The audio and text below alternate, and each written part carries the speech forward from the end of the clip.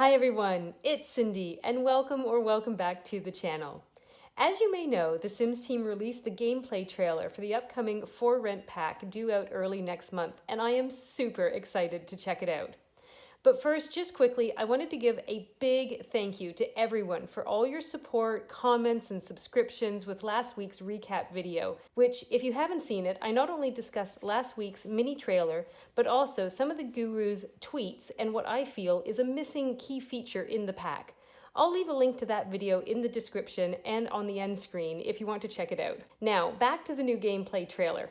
I really liked that the story narrative was from the landlord's perspective because it gave an insight into a lot of the details that most people have been asking about, such as a peek at the unit designation tool, house rules, setting rent prices, and selecting tenants. Honestly, I was pleasantly surprised that we got to see the unit designation tool at all, as I had fully expected this would not be covered until the developer live stream closer to the release date.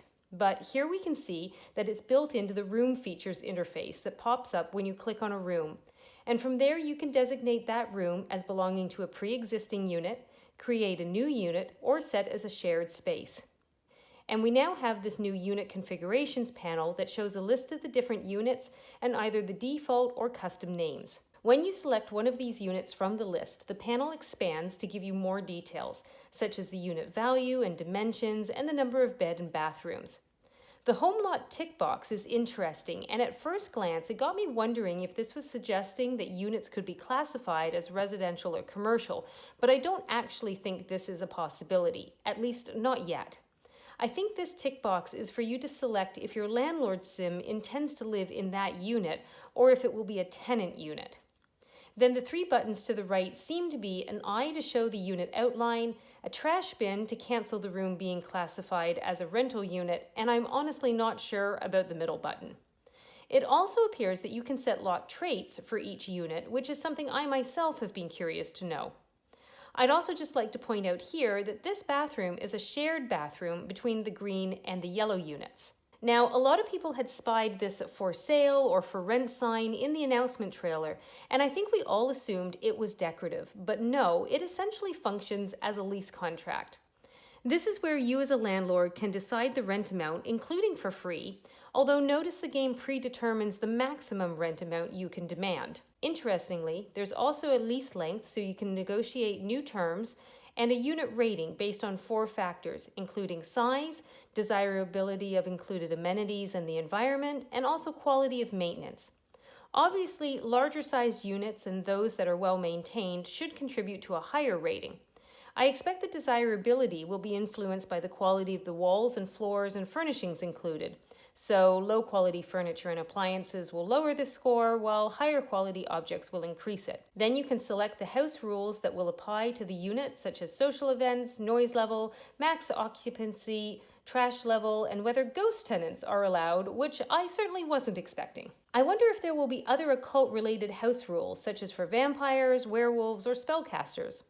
I'm also surprised to not see pets here, but I suspect this is because they usually only show gameplay featuring the base game and the new pack, and my guess is that if you have cats and dogs installed, there will likely be an option to allow or deny pets. You'll notice there's an option in the bottom left to unjustly evict a tenant, and it will be interesting to see how the gameplay works around that. And also a travel to unit button, which, if you've been wondering how the loading screens will work, SimGuru Ninja says here you'll see one active unit at a time along with all shared spaces. If you click on a neighbor's door, that unit will become the active one, much like in City Living. Now, once you've built and assigned units and set the lease terms, you can review available tenants through a vacancies list. Rentals with lower unit ratings will attract fewer potential tenants, but as the unit rating increases, more tenants will apply. A green tick shows that their needs match your unit standards, such as number of occupants per beds available or funds to pay for the rent. Now, does that mean you won't be allowed to cram a family of 8 Sims into a 1-bedroom unit? I highly doubt it, but it may result in a lot of maintenance work for you on the part of the landlord, or negatively affect your unit rating and result in a tenant revolt. As a landlord, you will be required to maintain the building, such as with the water heater and the electrical box we've seen in the announcement trailer, but also the unit appliances when they break. If tenants are late with their rent payment, you can demand it from them and even become the repo man, repossessing their belongings to compensate for the rent. I don't expect that repossessed items will appear in your household inventory, but rather that they'll just be automatically sold for simoleons.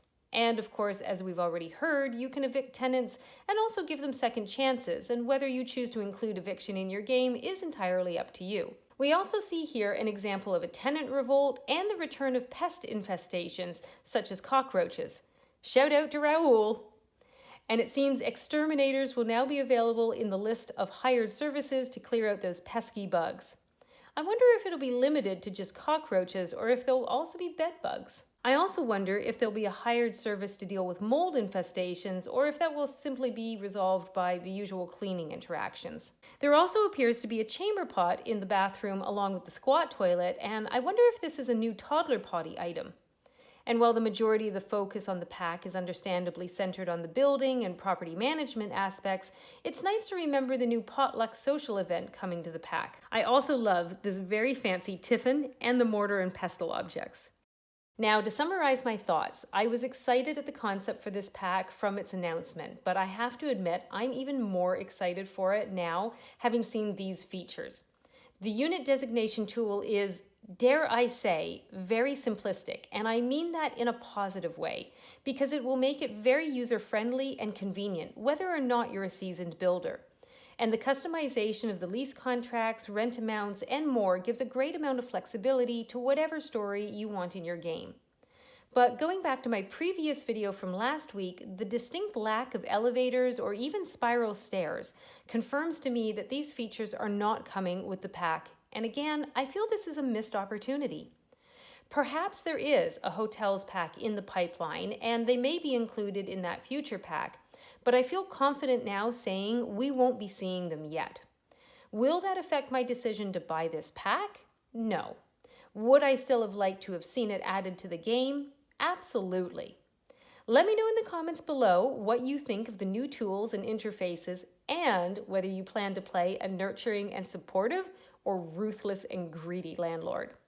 And if you're wondering who Raoul is, he was our so-called pet cockroach in our resort room on our recent holiday in Mexico. And as usual, if you've enjoyed this video, a like is always much appreciated. If you're new, stick around and subscribe to the channel and click that bell to be notified of my new video. That's everything for today. Thanks again for all your support and patience, and have a lovely day.